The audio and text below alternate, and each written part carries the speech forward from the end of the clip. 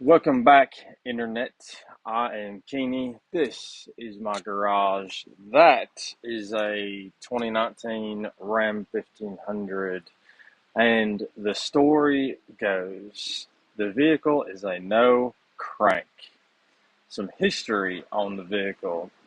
Occasionally, last winter, the vehicle would intermittently also not crank in temperatures below freezing.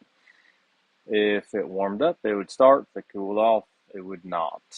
I say start crank in this case. The issue has become more prominent now, and this time the no crank issue occurred after a partial disassembly of some of the engine components in readiness to replace some fuel injectors.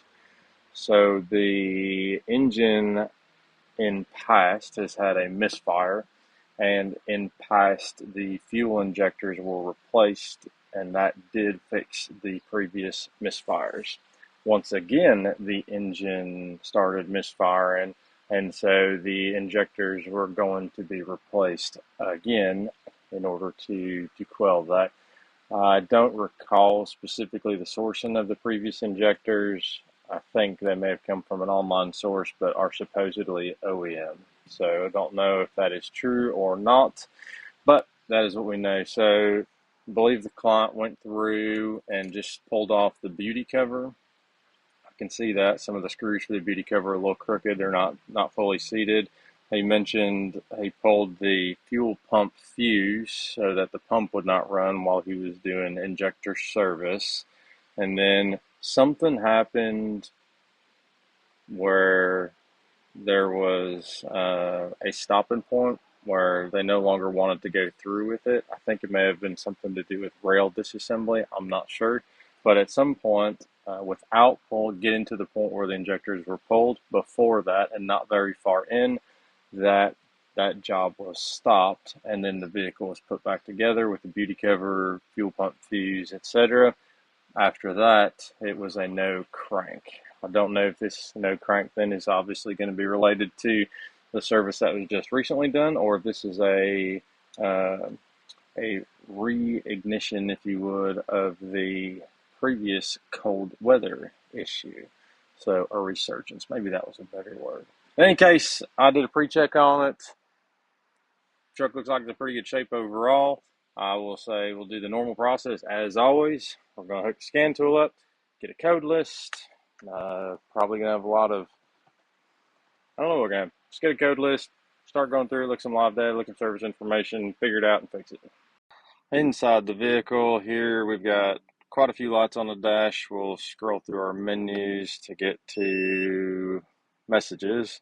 So we got, man, it's blurry. Airbag, speed control messaging, the greatest clarity with this phone. ABS, ESC, power steering, airbag, I think goes all of it. Also, radio says enter an anti-theft code. I don't recall how these radios work. Somewhere, somehow, some way, I had thought in previous, this just does a VIN check, and when the VIN check passes, it just unlocks it. So, not sure there. Maybe we have a comm issue with a VIN potentially. And then when we go to hit our button, so I got the brake pedal depressed and pushed down, and radio screen goes out. No more messages like on the dash. Radio comes back. So on and so forth. So that's our issue. Let's finish doing our code scan here and see what we got.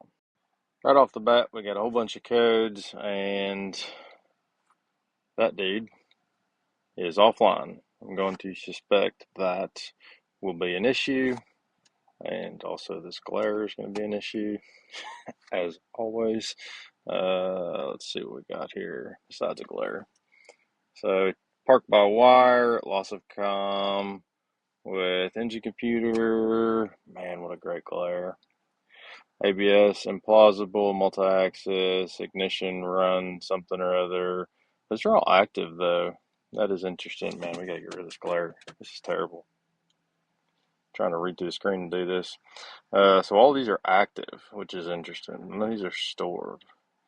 Also come with transfer case control module. Also come with power steering control module. Might be having a bus issue again. In fact, we just did one of these. The radio just went blank. I don't know if that is... Oh, I just hit the power button with the corner of the auto. Ignore that. Back to code scans. Instrument cluster. Lost comm with brake controller. Lost comm with active vibration control module. I think that's the dude on the side of the frame. I'll have to look into that further. Note to self. Lost comm with engine computer. Body computer is on. Lost comm with engine computer. Ooh, current VIN mismatch. Or missing mismatch.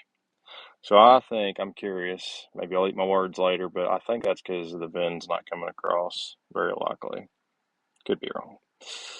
Impossible data from engine computer, battery voltage, lost comm, voltage, just got a charger on it right now, we're at 13.1. Oh, and some of those are stored. Yeah, so battery voltage is all stored. And active noise cancellation, invalid data, blah, blah. So it looks like we might be going after a CAN issue on this. Let's see. Engine computer's offline. I don't know. The drivetrain control module seems to be offline. This should have a drivetrain control module since it's got the fancy four-wheel drive. But the ABS is on. I don't know. I'm pretty sure this one should be online. Interesting. Anyway, looks like we're going after a comm issue on these. I think one star connector is somewhere under there. I don't remember where the other one's supposed to be.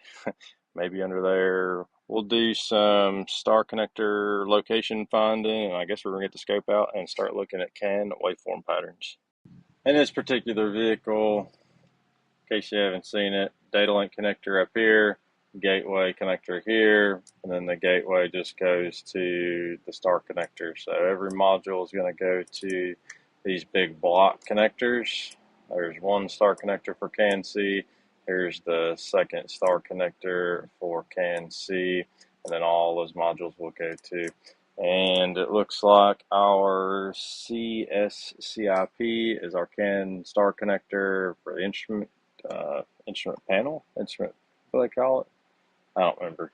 And then the CSCD should be our star connector for the other side. And so we'll just kind of lay up under the floorboards, figure out which one's easier to get to, and stick our scope on it and see what our messages look like. Location of the driver's side star connector is right on the other side of this little panel. Green should be CAN C, white over there should be CAN I. You can also kind of get to them under here.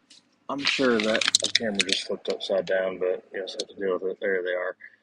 Got our green and white blocks. Those are the ones we are going after. Presently, we are plugged into CAN C high, so we're going from 2.5 to 3.5. Some of these look good, some of these look a little weird. And so specifically, besides the great glare, the low point is not the same on all of these. You can see these packets or frames are higher on the low side than these and these over here. Man, this is very blurry. So I don't know why that is. I don't really much care for that. Though the messages look pretty clean there. And when we go to the higher spot, they're not quite as clean. They're a little ugly, a little curved. So a couple things I'm thinking. Next, we'll just go to the low side and see if we have a similar issue or a different issue. And I'm probably going to let the network go to sleep and do a resistance check. I think probably maybe should have started with that. Maybe not. Doesn't matter. But that's what we're doing next. Sort of similar on CAN low. We've got some that are higher than others, and messages. Some look a little cleaner than others. Let's go ahead and do a network resistance. We'll just play through again. We'll zoom in just a little bit in case we're missing a little bit of data. We'll hit a 200 micro and stop. See, those aren't terrible. And we'll go back a screen. And how do these look? Not horrible, horrible. Let's do a resistance check next. We have let the car go to sleep, and this one, when the cluster is dark, the bus is asleep. Ohm meter is plugged into star connector, and we have 60 ohms, which means we do not have any missing resistances in that star connector or the one over yonder. I guess we're probably just going to go to the engine computer next. Let's see. And do power ground communication checks at the engine computer. Network looks pretty good, but if we got all those loss of comms, I guess we're going to have to go to the engine computer. Before we start going to the engine computer, we're just going to do one check of the CAN network. We're on CAN C low while we try to start it just to see if it glitches out. And so we're on the brake pedal, getting ready to hit the button up there and hit the button now. Really got no changes. Radio's out. It'll come back here in a second. I heard the relay click or something click. Really don't have any major changes there, so I don't think we have any issue with actually starting. I guess we're going to have to go to the engine computer. Before we end up at the engine computer, I had a couple thoughts go through my mind. We're still going to go there, but we're going to take the long way. Going back through the wiring diagram of our star connectors, what I was looking for, I went back through the code list of all the loss of comms, and I circled the modules that have loss of comm messages set against them and look for something in common. For example, this has two inline connectors.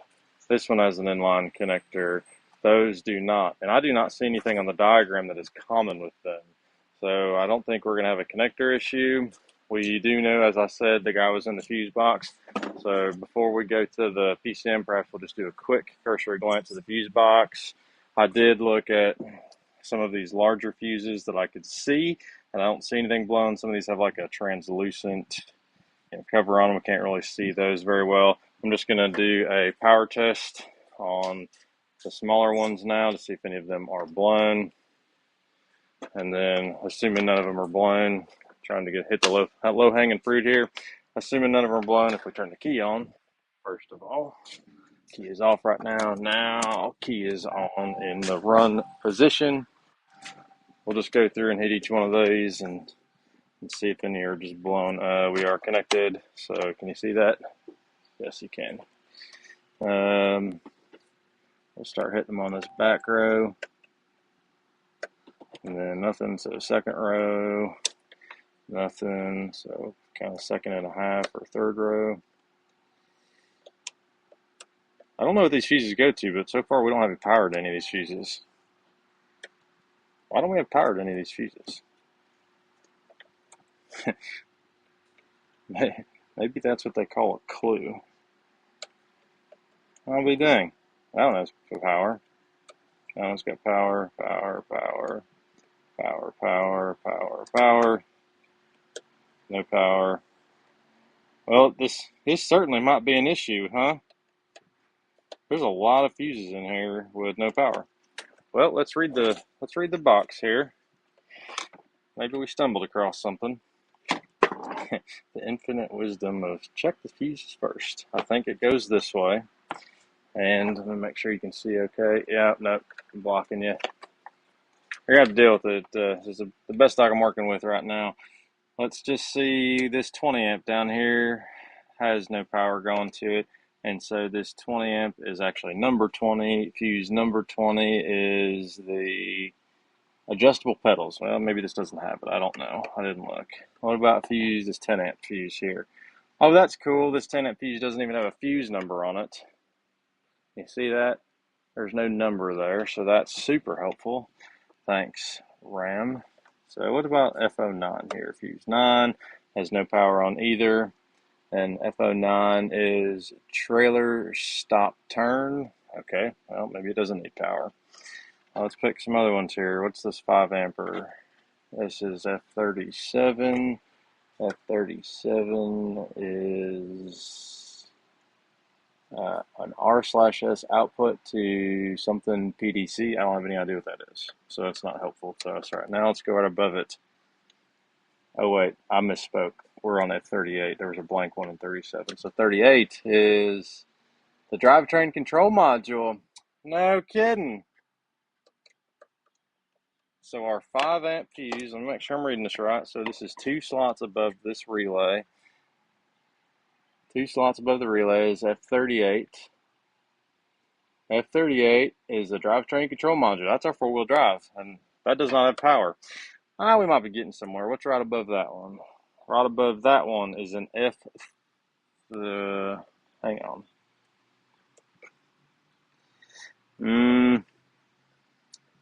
This thing might be lying. So the fuse box here shows 4 slots. The cover here shows 3 slots. This is very unhelpful. Very, very unhelpful. The one next to it also shows 3 slots, but it shows this one's being higher.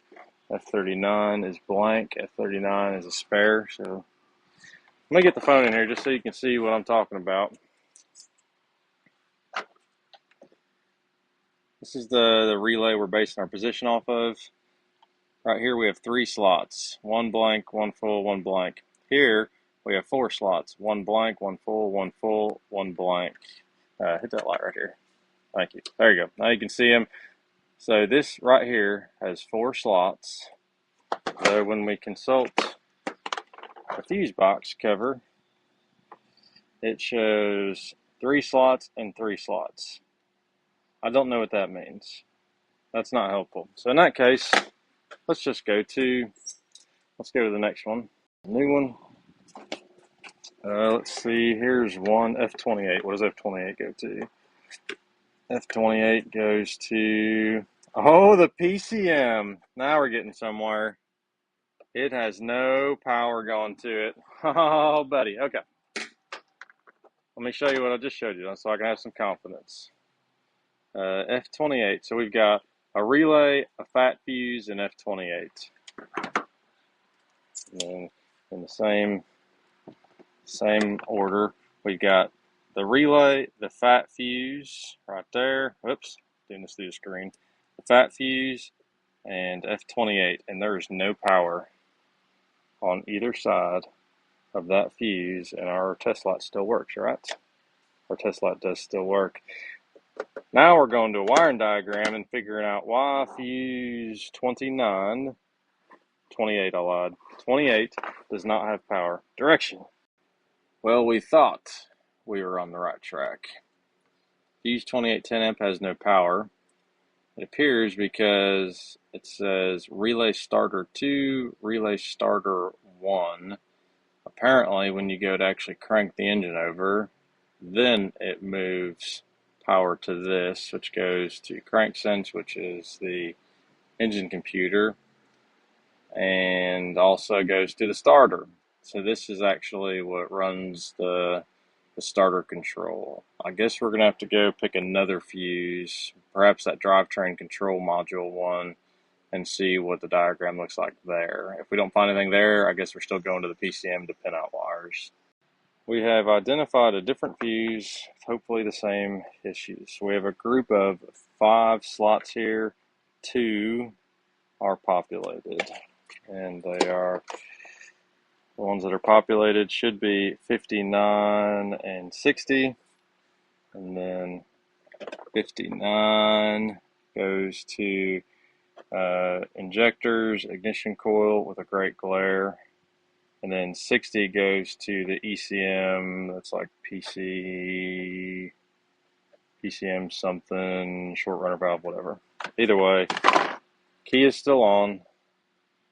Yes, I'm pretty sure it is. We have no power there. We have no power there. To either side. To either side. We'll go make sure our key is still on, so we're not doing goofy stuff. We still have the key on. We still have check engine light. So key is on. Now let's go to the wiring diagram and do that same thing. Potentially some light redemption. So fuse 60 and 59, 20, 25 amp.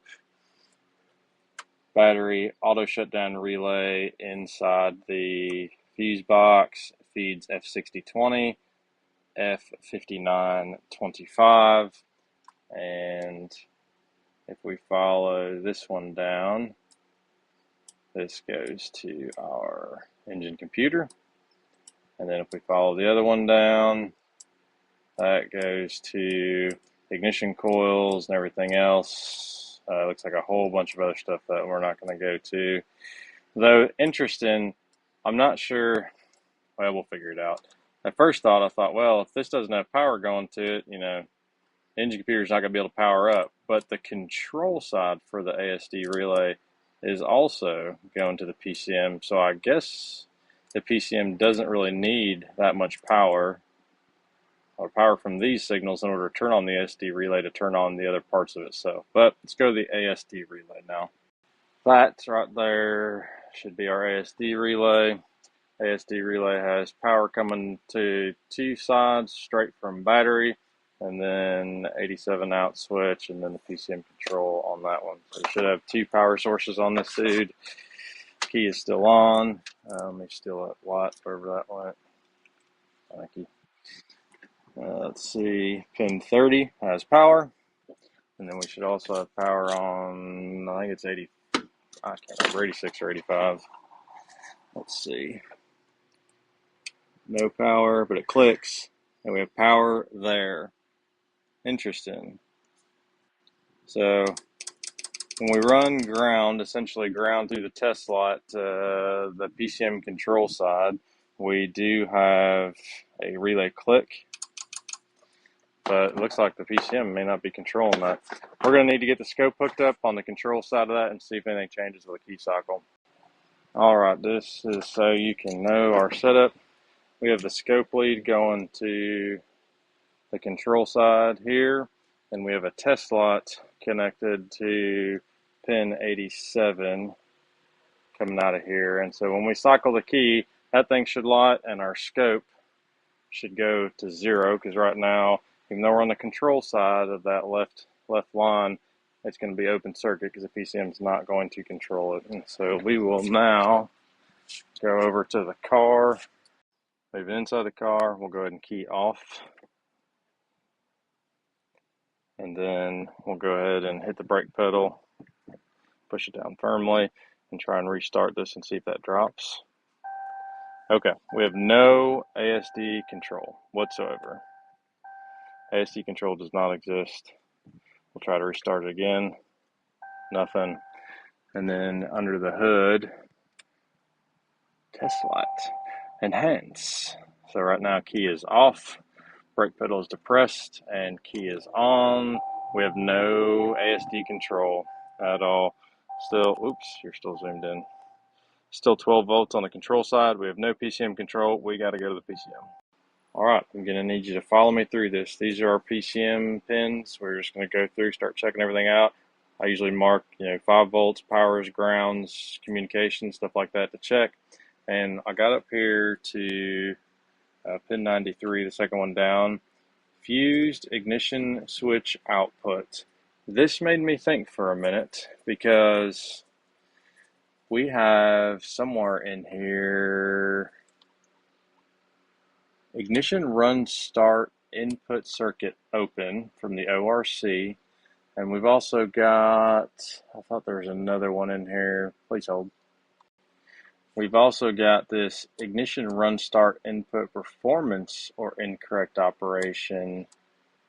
And that made me think about, for the other modules that we were circling, trying to find something in common with the ones I circled here previously, here and here.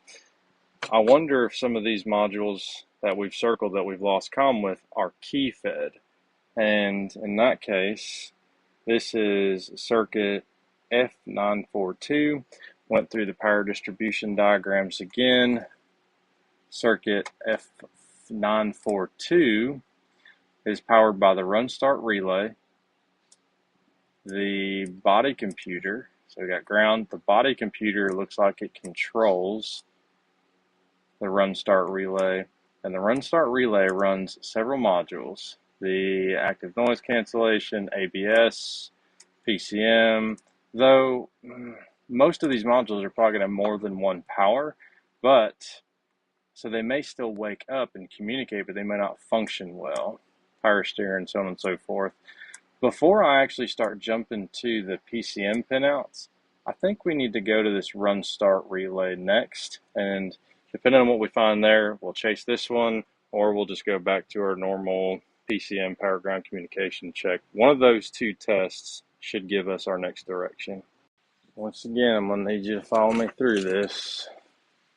On our run start relay, we only have battery power to pin 30. The power for the control side comes from the body computer, and the other side of this looks like it goes straight to ground. A ground, was it, or connector, ground, I can't tell. 921 alpha, straight to ground.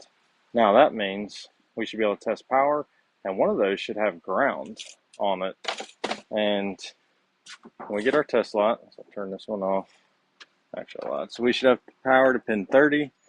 We have power, whoops, I should probably reconnect my test light. That would be helpful for our test, wouldn't it?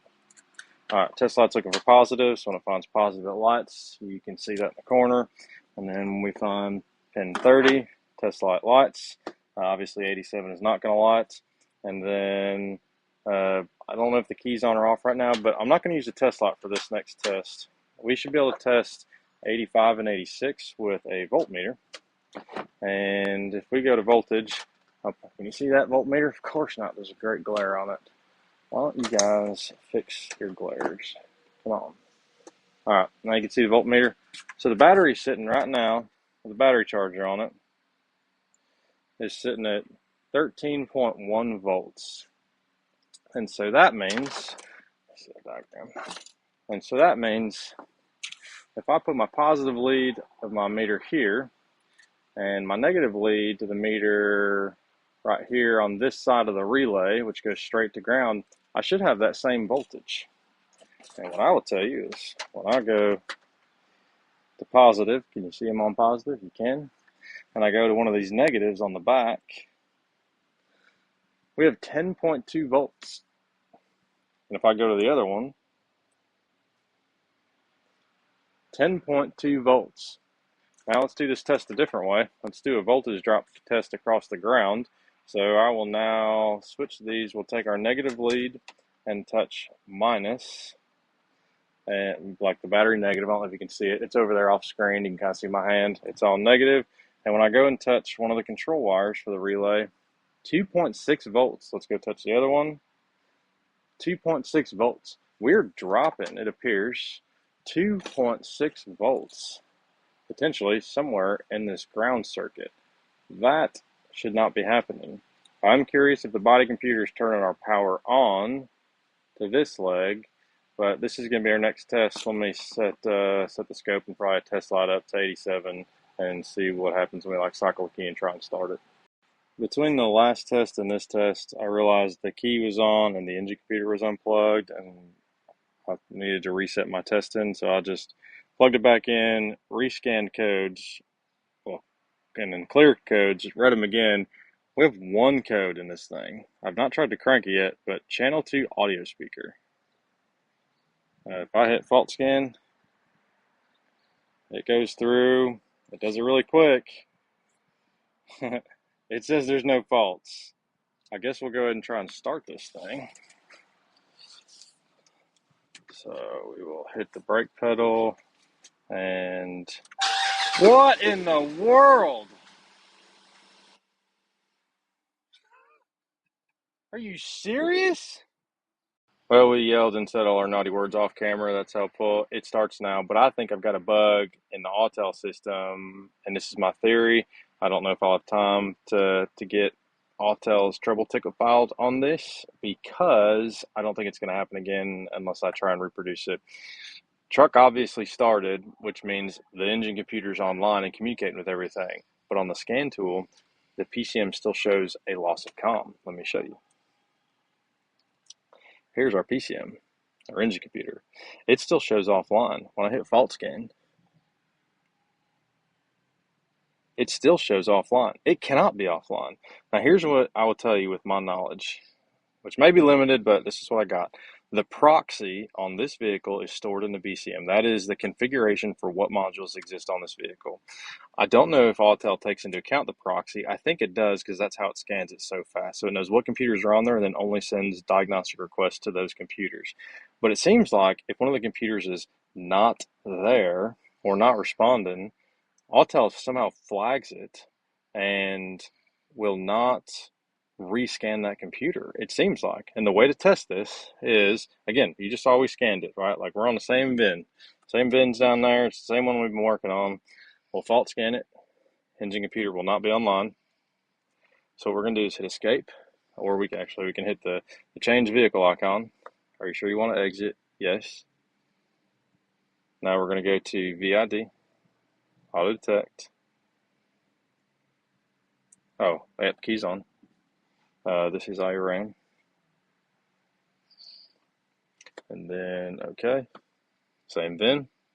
Then hit OK. Same VIN.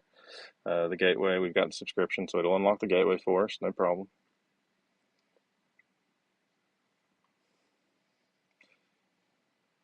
And I'll just leave this running so we can see this is one continuous non-edited section. And same thing, we'll just let this part run its course. Okay, secure gateway unlocked. Press OK. All right, nothing yet. Hit fault scan. Boom. Look at that. Engine computer's online. So there's an auto bug in here that it won't rescan modules after the first scan. That's dangerous, in my opinion, because I don't know when the engine computer came back online. Was it after something we were doing, or was it only after code clear? I don't know, but that is super, super aggravating. So I'm glad we filmed this. Let me cut this out in case we need to send this video to Auto. Now let's go ahead and look at our list of codes. Invalid data, these are stored codes. Okay, apparently he's got a speaker out. And implausible data. That's it. That's the only code. So that should start it from stopping. Should start it from stopping. Should stop it from starting. We'll go ahead and hit the brake pedal, hit the key. Yep, fired right up.